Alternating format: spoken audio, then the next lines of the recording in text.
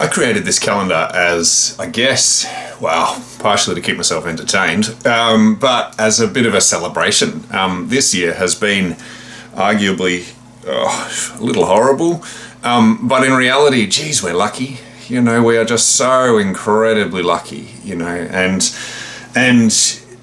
one of the amazing things about being lucky, and I often joke about being an overprivileged white male, one of the things about being lucky is that we just have this amazing opportunity to change the world a little bit, and that's actually a huge amount of fun, you know. So I do this stuff because I really enjoy it. So I created this calendar as a way of raising money for an organisation that I do a bit of volunteer work for on the board and some other things called Orfund. And the reason that I chose Orfund, there's an awful lot of amazing charities. There's an awful lot of organisations doing work across the world with some of the most vulnerable kids and vulnerable people.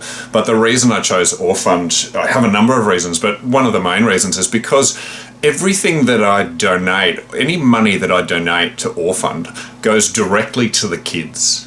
It doesn't line the pockets of the people running it. And I'm not saying that's necessarily a bad thing, but when I donate money, I want it to go directly to support people who really need it. It relies heavily on donations, but they pay their bills through this kind of social enterprise approach, which I really, really admire. So every single cent that I donate to Orfund goes directly to the projects, and that means I make a little bit bigger difference, or a much bigger difference, if you actually dig in and find out what percentage of donated funds go directly to the countries in need. You'll be horrified, to be honest. Whereas 100% from Orfund that's donated to Orfund goes directly there. The other thing is that these projects are locally driven. This isn't just Steve and Leah and the board kind of dictating to individuals in Uganda, Sierra Leone, Kenya, exactly how to run the projects. They're actually facilitating a process where the locals are actually running these projects, where they work really closely with them to develop the effectiveness of what they do. But these are locally driven projects to support kids through school and to support kids with food and homes when they need it.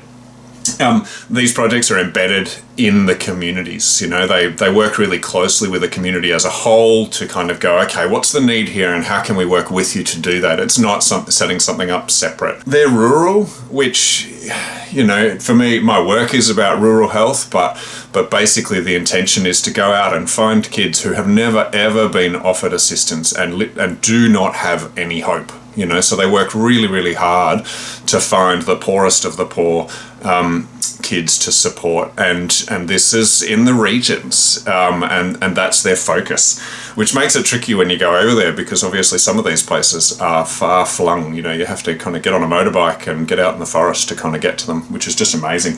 And then finally, a real passion of mine is the importance of schooling and education. And Orfund has been around for about 15 years now, and they now have kids who pretty much were found at, you know, right at the edge of society, basically surviving on refuse, on the rubbish that people threw away, who are now entering university. And that's amazing. Like, these are amazing outcomes. So as a person who, you know, specializes in research and measurement, you know, knowing that we're actually making a real difference is really important to me. So the calendar, you can get the calendar at bradhodge.com, and you'll see some more information there. But basically this calendar, it's a celebration of all the things that I love about living here and about enjoying life in Australia. And I think it's just kind of acknowledging that, hey, even though it's been tough, life is actually really, really good. You'll see here, obviously it's got the months and then the days. It's also got some star signs in there, and the phases of the moon are right. And people often ask me, what's the yellow line? And the yellow line is that beautiful time between the end of work and time to go to bed, or that's what it represents. So you'll see here that in December, January, that the nights are really short, but you get this really long time between, you know, it's that beautiful time that we can sit outside till 9 o'clock. Whereas in winter, you know, that time is really short and the nights are a lot longer. You'll also see that the clouds vary. You know, the fact that we don't pay attention to it sometimes because we live in houses and we ignore it, but the weather changes, and that's amazing. So I really enjoyed creating this, and my goal is to sell 100 of these, which will pay for for a chicken farm in a little town called Tombo. We have a children's village there, and that chicken farm is going to help provide extra support to the kids that we look after there, and will provide a level of sustainability for them in terms of both food and income. So get on board, jump onto the website bradhodge.com and have a look. You can have a closer look at the poster.